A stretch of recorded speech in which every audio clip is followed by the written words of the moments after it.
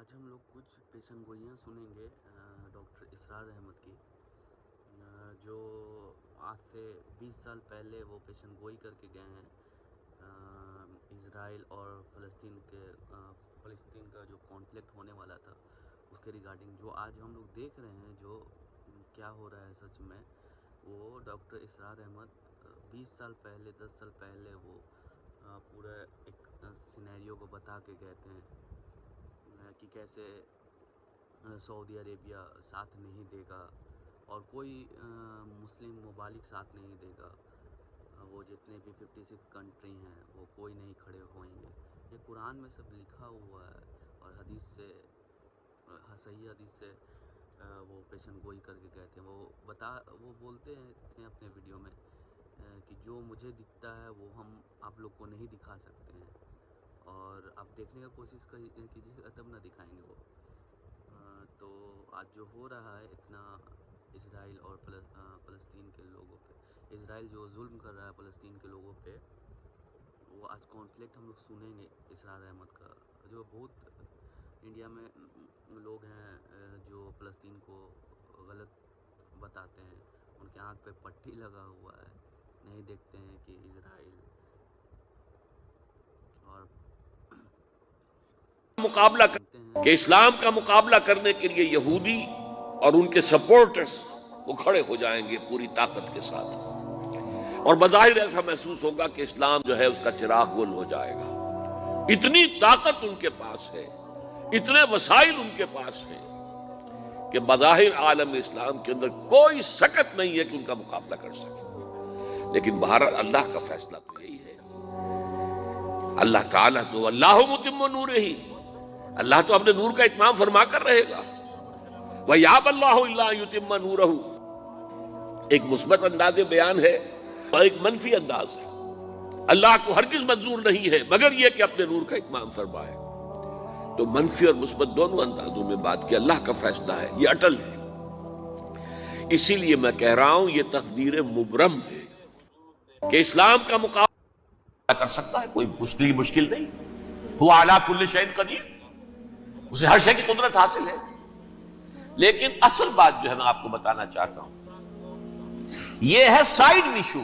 असल इशू है फिलिस्तीन का जो शुरू होने वाला है। भट्टी दहकेगी वहां।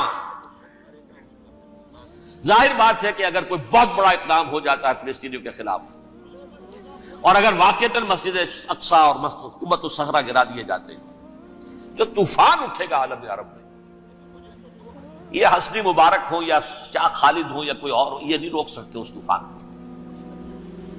नौजवान खून उठेगा, गैरत और जो भी हमीयत है। मुसलमान अनपढ़ से अनपढ़ और बिल्कुल बेदीन, वो भी मस्जिद की हुर्मत पर कट मरने को तैयार हो जाता है। मस्जिद तो बना दी शब भर में ईमान की हरारत वालों ने, मन अपना पुराना पापी है, बरसों में नमाज ही बनना सका। वो चाहे कानपुर की मस्जिद थी मुसलमानों ने जाने दी है, चाहे वो शहीदगंज की मस्जिद थी मुसलमानों ने जाने दी है, चाहे नमाज ना पढ़ते हो।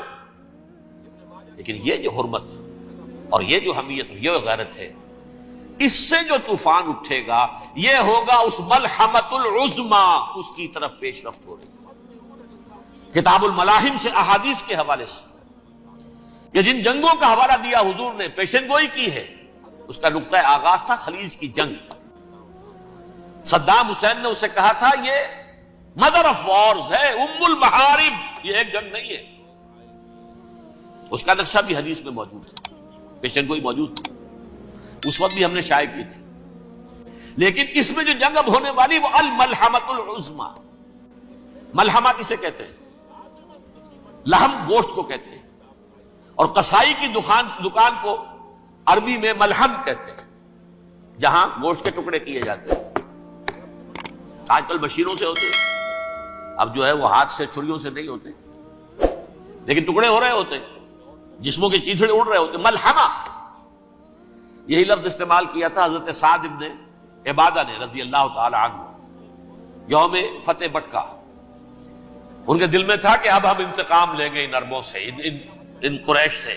अल यौम यौमुल मलहमा, अल यौम यौमुल मलहमा, ये कहते हुए जा रहे थे। एक खास कैफियत आज है गोश्त के टुकड़े उड़ाने का दिन। حضور سے کہا کسی نے جا کر کے صاحب تو یہ کہہ رہے ہیں الیوم یوم الملحمہ، الیوم یوم الملحمہ. حضور نے فرمایا نہیں، ان سے کہو جا کر الیوم یوم المرحمہ، الیوم یوم البرحمہ، آج رحمت کا دن ہے، آج تو میں ان سب کو معاف کروں گا. لا تثریب علیکم اليوم، میں تم سے وہی بات کہہ رہا ہوں جو میرے بھائی یوسف نے کہی تھی اپنے بھائیوں سے، اذهبوا فانتم الطلقاء، جاؤ تم سب کے سب آزاد. وہ ملحمہ ہے جس کو کہ حضور نے حضرت معاذ بن جبل رضی اللہ تعالیٰ عنہ کی روایت ہے، اس میں سے جو ابو داؤد میں روایت آئی ہے اس میں الملحمۃ العظمی، عظمی مؤنث ہے اعظم کا. آپ کہتے ہیں جنگ عظیم اول، جنگ عظیم دوم، عظیم کا باپ ہو گیا اعظم، سب سے بڑا، اور اس کا مؤنث ہے سب سے بڑی، عظمی. الملحمۃ العظمی، سب سے بڑی لڑائی. میرے نزدیک یہ وار کے معنی میں نہیں ہے، بیٹل کے معنی میں. انگریزی میں یہ دو لفظ علیحدہ ہیں، وار، بیٹل. وار سالوں کو محیط ہوتی ہے، بیٹل کسی ایک خاص جگہ پر جو لڑائی ہوتی ہے اس کو کہتے ہیں. حضور کے اور قریش کے درمیان 6 سالہ وار تھی، جنگ تھی. لیکن battles, battle of Uhud, battle of Badr, یہ بیٹلز تھی، لڑائیاں تھی. تو عظیم ترین جنگ شاید اس اعتبار سے نہ ہو جیسے کہ ورلڈ وار 1 اور ورلڈ وار 2، یعنی اس کی وسعت کا اتنا معاملہ نہیں اور طوالت کا نہیں، لیکن جو لڑائی جو ہے بیٹل ہونی ہے، جس کو کہ یہ لوگ، یا چونکہ میں نے کہا تھا شروع میں کہ سرما ہے میری آنکھ کا خاک حجاز و حول قدس. نیو ٹیسٹمنٹ کی آخری کتاب ہے the book of revelation, revelation of saint John. اس میں آرمگڈون کہا گیا ہے اسے. ہر مجدون، یہ عبرانی لفظ ہے. ہر کہتے ہیں اونچی جگہ کو، سطح مرتفع. مجدون میگیڈو، میگیڈو ایک وادی ہے، مرتفع، وادی مرتفع. یہ ہے واقع لبنان، اسرائیل اور شام کے درمیان جو ٹکڑا، جو ٹرائنگل بنتی ہے، یہ ہے، یہاں پر بڑی جنگ لڑی جائے گی. اور یہ جنگ جنگ صلیب ہوگی جو کہا ہے بش نے، یہ جنگ صلیب. سیکنڈ ملینیم شروع ہوئی تھی تو پہلی صلیبی جنگ ہوئی تھی، تھرڈ ملینیم شروع ہوا ہے، یہ سیکنڈ صلیبی جنگ ہے، یہ کروسیڈ. اور میں اس مرتبہ امریکہ گیا تھا تو پہلی مرتبہ مجھے وہاں ایک رسالہ ملا ٹرمپٹ نام کا. یہ امریکہ کے جو بہت ایکسٹریمسٹ قسم کے پروٹیسٹنٹس ہیں، یہ ان کا رسالہ ہے. اور ان کے بارے میں اب کہا جا رہا ہے وہ کرسچین زائنسٹ ہیں. آپ شاید پہلی مرتبہ یہ لفظ سن رہے ہو. زائنسٹ تو ہم سمجھتے ہیں یہودیوں کو، کرسچین زائنسٹ وہ ہیں جو ہیں تو عیسائی پروٹیسٹنٹس ہیں، لیکن اسرائیل کے وہ حمایتی یہودیوں سے بڑھ کر ہیں. یہ میری کسی پہلی تقریر میں شاید بہت سے حضرات کو یاد آ جائے، میں نے کہا تھا 4 سال پہلے ہمارا تنظیم اسلامی کا ایک کنونشن ہوا تھا ہوسٹن میں، امریکہ کا جنوبی علاقے کا شہر ہے. ایک سیشن اس میں ہم نے رکھا تھا انٹرفیتھ. ایک عیسائی کو بلایا تھا، ایک یہودی بہت بڑا وہاں کا عالم ہے اس کو بلایا تھا. اس یہودی عالم نے ڈاکٹر وشوگراٹ، جو وہاں کی یونیورسٹی میں پروفیسر ایمیریٹس ہے، اس نے کہا تھا کہ یہ اسرائیل کی تو سپورٹ کر رہے ہیں عیسائی، ہم تو نہیں کر رہے.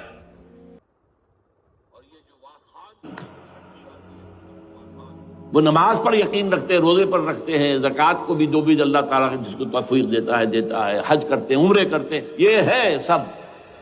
لیکن یہ کہ یہ غنیمت ہے، چشم عالم سے رہے یہ پوشیدہ یہ آئین تو خوب. وہ ابلیس کہتا ہے کہ یہ آئین چشم عالم سے پوشیدہ رہنا چاہیے. یہ غنیمت ہے کہ خود مومن ہے محروم یقین. ہمارے لیے جو ہے اگر کوئی سانس لینے کی جگہ ہے تو وہ یہ ہے، حوصلہ افزائی اگر ہے تو اس میں ہے کہ خود مومن محروم یقین ہے، اس کے سامنے وہ راستہ ہے ہی نہیں. اب لیجئے یہودیوں کے ایجنڈے کو میں تجزیہ کر رہا ہوں. سب سے پہلے world bank, IMF، globalisation, TRIPS, ان تمام ہتھ کنڈوں کے ذریعے عالمی مالیاتی استعمار جو بظاہر امریکہ کا ہوگا حقیقت یہود کا ہوگا. یہودیوں کے نزدیک پوری نوع انسانی حیوانوں کے مانند ہے. They are not human beings. They are goyams. They are Gentiles. یہ انسانی شکل میں حیوان ہیں، اور جیسے حیوانوں کو ایکسپلائٹ کرنا، استعمال کرنا انسانوں کا حق ہے. گھوڑے کو آپ باندھتے رہے ہیں نا ٹانگے کے آگے، اور بیلوں سے آپ ہل جتواتے رہے ہیں، تو جیسے یہ حق ہے ایسے ہمارا حق ہے پوری دنیا کے جو ہے وسائل ان کو کھینچے. ہاں جیسے گھوڑے اور بیل کو بھی کچھ نہ کچھ دانا تو ڈالنا پڑتا ہے, چارہ تو دینا پڑتا ہے, تو ان کو بھی کچھ دو.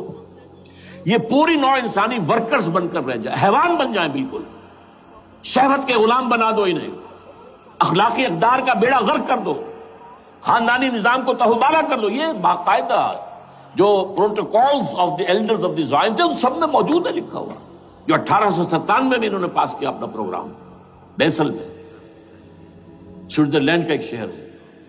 Protocols of the elders of the Zion, ان کو حیوان بنا دو, بس حیوانوں سے کام لیتے رہو. ہاں ان کی کمائی کا کچھ حصہ ان کے لیے چھوڑ دو, وہ بھی زندہ رہیں, وہ بھی آخر کام کیسے کریں گے, اور اصل جو ہے ملائی کھینچ دو اپنے اس نظام کے ذریعے سے. World bank, IMF, stock exchange, TRIPS, globalisation, اس کے ذریعے سے عالمی مالیاتی استعمار. نمبر 2, ایک ہے ان کا ایجنڈا, یہ تو عالمی ہے. دوسرا ایجنڈا کیا ہے؟ وہ لوکل ہے. وہ کیا ہے؟ گریٹر اسرائیل کا قیام, جس میں مصر کا سارا زرخیز علاقہ شامل ہوگا, جو ڈیلٹا کا علاقہ کہلاتا ہے اس کا, جہاں کے اس وقت کے بادشاہ نے, حضرت یوسف علیہ السلام کے زمانے کے بادشاہ نے, وہ فرعونہ کے خاندان میں سے نہیں تھا, وہ عرب تھا. عربوں ہی سے کسی وقت کوئی قوم آئی تھی جو کہ مصر پر قابض ہو گئی تھی. اس نے حضرت یوسف